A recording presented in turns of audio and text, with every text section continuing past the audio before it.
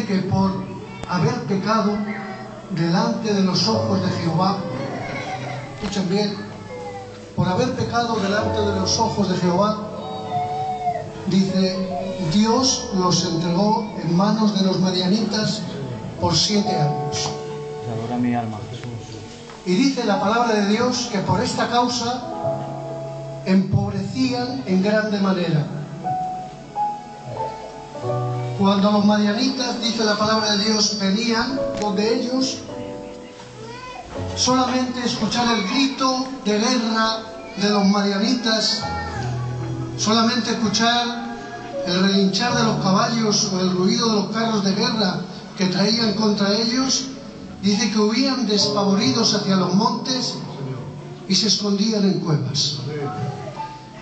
Y cuando venían, todo lo que estaba sembrado, se lo llevaban los madianitas, le quitaban el ganado, le quitaban la comida, le quitaban la cosecha, entraban en las casas, hacían escarnio por completo del pueblo de Dios. Amén. Amén.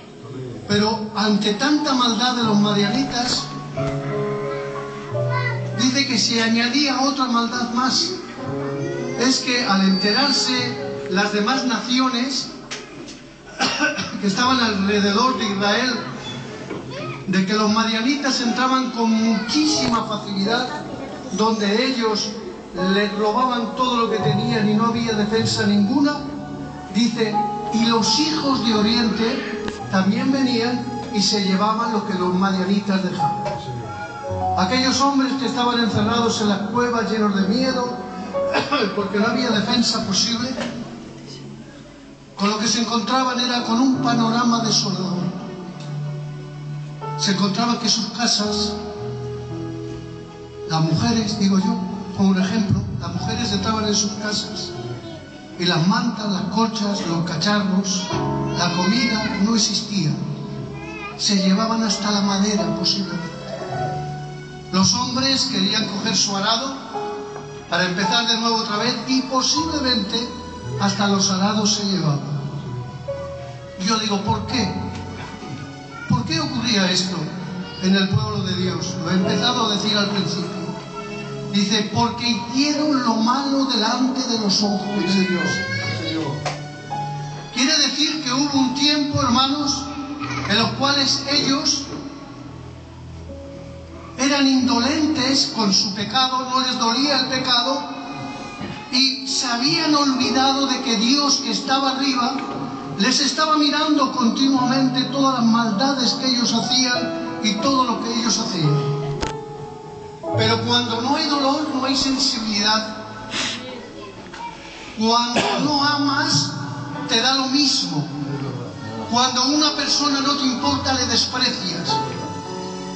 Cuando no quieres hablar con alguien, lo miras para un lado y pasas delante de él sin hablarle.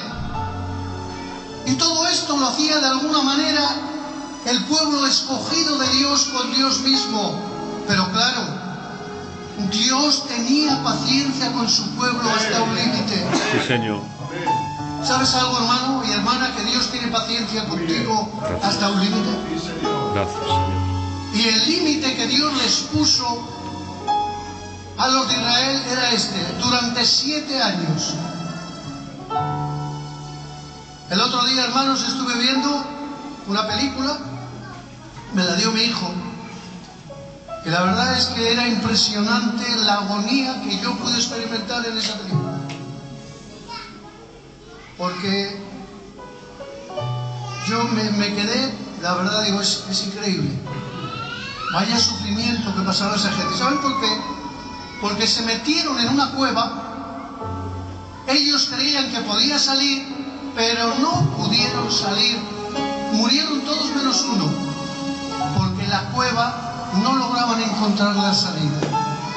Y yo digo, ¿qué les pasaba a estos hombres que se encerraban en cuevas? Si la cueva, para meterte en una cueva, primero tiene que haber una salida. ¿Y sabes a qué ejemplico yo la cueva en esta tarde, hermanos?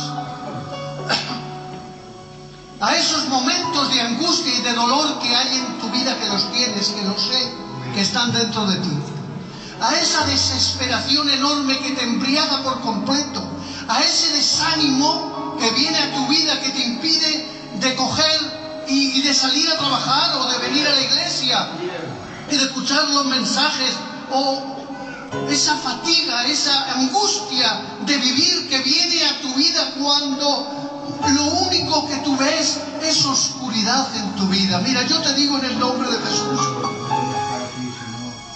que es el momento que entiendas que Dios te está mirando y que todo lo que tú hagas no lo puedes esconder delante de Dios. Si yo aquí bendigo, pero en mi casa maldigo, si yo aquí pongo cara de santo y afuera me meto la mano en el bolsillo y hago como que tengo una navaja y quiero matar a todo el mundo, lo único que estoy haciendo, hermanos, es empobreciendo mi vida. Estoy empobreciendo los frutos del Espíritu que Dios me ha dado. Cuando no hay paciencia, hermanos, ¿qué es lo que hay? Ira. Y cuando hay ira, hermanos, cuando hay ira, no hay, hermanos, quien nos aguante cuando hay ira en nuestra vida. Se nos nublan los ojos, se nos cierra la mente, y a todo aquel que se ponga por delante, hermanos, somos capaces de exterminarlo, diría yo, en un aspecto espiritual. Y yo pregunto, hermano, ¿por qué somos así?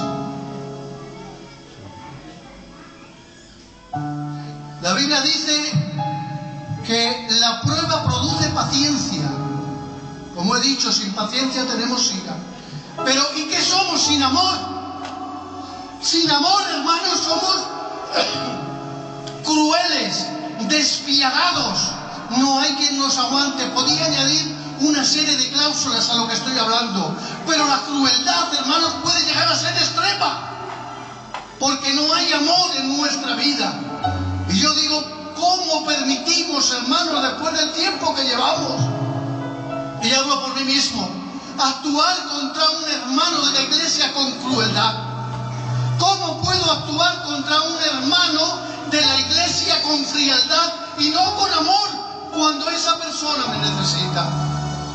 Dice, y por esta causa, dice, empobrecía, no había defensa. ¿Y sabes algo? Cuando una persona huye es porque no quiere enfrentarse, hermanos, a la realidad del problema que tiene. ¿Y saben algo, hermanos?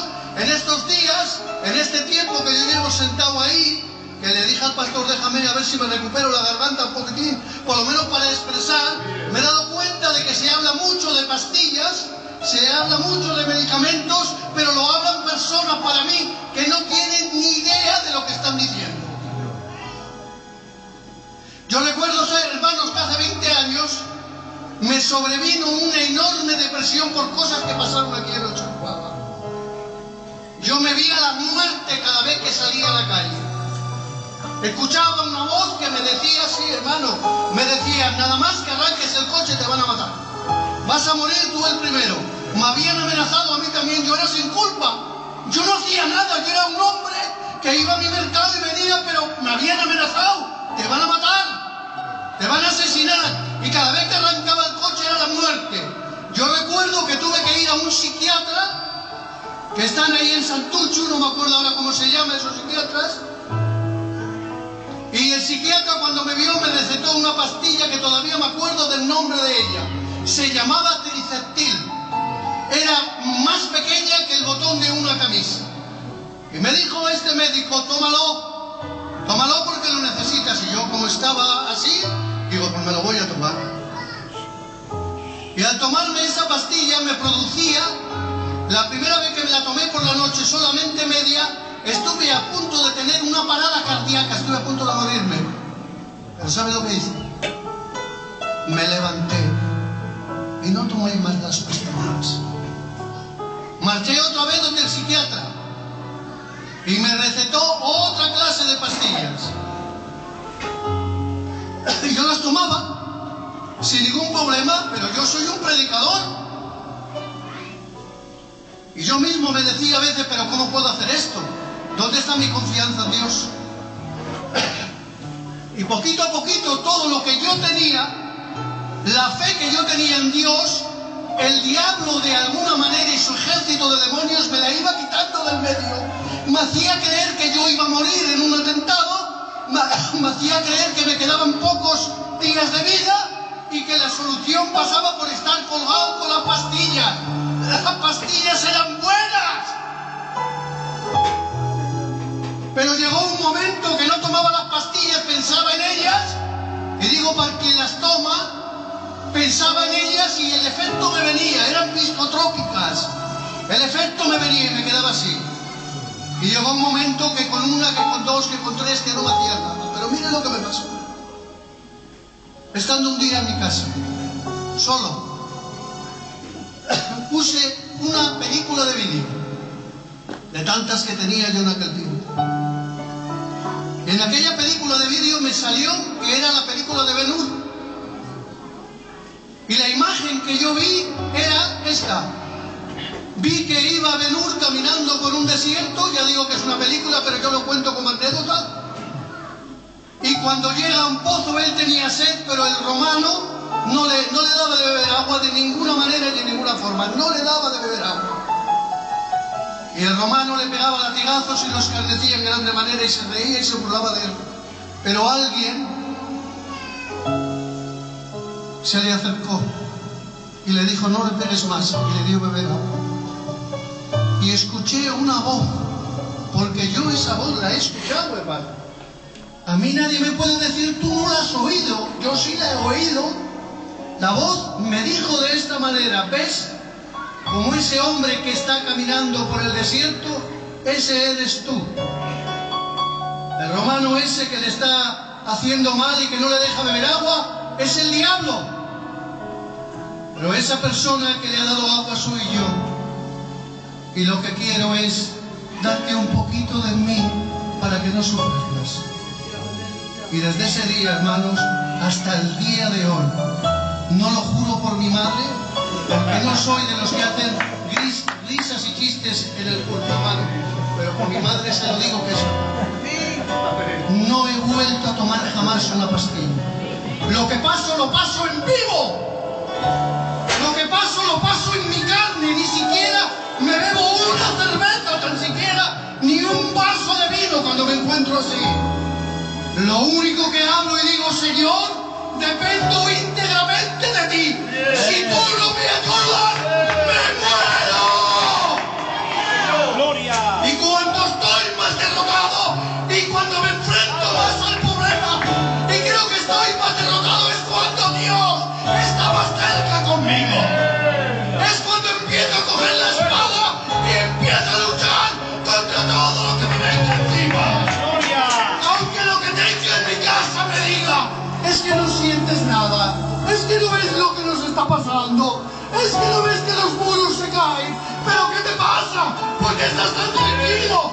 ¿Por qué te encuentras así?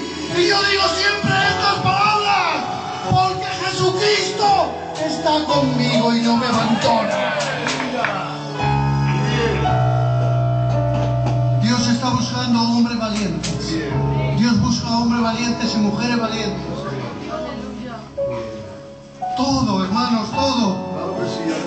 Y yo digo, después de haber luchado como has luchado, hermano, ¿te vas a dejar derrotar ahora? No, no lo hagas. Después de haber adquirido los frutos del Espíritu, ¿te vas a derrotar ahora? Después de tener la templanza, ¿por qué eres tan nervioso? ¿Por qué te entran tanto los nervios? Y yo te digo por qué es. Porque no confías en Dios como Él quiere que confíes. Y ya con esto voy a terminar. Dice la Biblia que había un hombre allí, que mientras todos estaban en las cuevas, que no tenían salida, digo yo, ¿sabe lo que hacía él? Todo lo que sembraba en su campo, como sabía que iban a venir los madianitas, lo estaba escondiendo el grano y lo estaba guardando. Es normal, hermanos, que en un pueblo ande como no es debido, tiene que haber uno, por lo menos, que dé la cara delante de Dios y que pida por Dios, por ese pueblo que se esconde cuando vienen los problemas y las dificultades. Y con esto termino.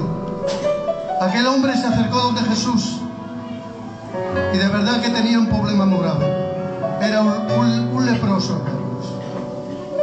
Y solamente le dijo esta palabra: Señor, si tú quieres. Fíjese qué palabra le dijo.